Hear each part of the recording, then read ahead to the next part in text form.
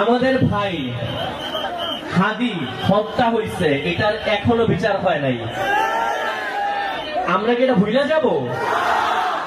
ভুইয়ার আপনাদের সবার উদ্দেশ্যে আমার একটা রিকোয়েস্ট থাকবে, দয়া করে অন্যায়ের সাথে কোনো আপোষ কইলেন না কখনো। সেটা যদি আপনার বাবাও করে, আপনার চাচাও করে, আপনার পছন্দের দলও করে, যেই করুক না কেন।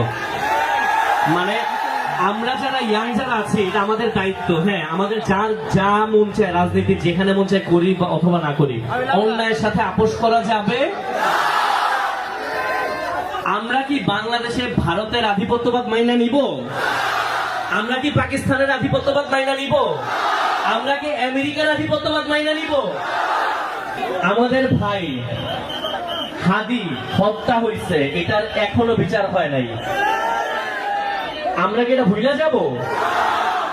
ভুইয়ার ভুইয়ার ভুইয়ার ভুইয়ার justice for justice for justice for.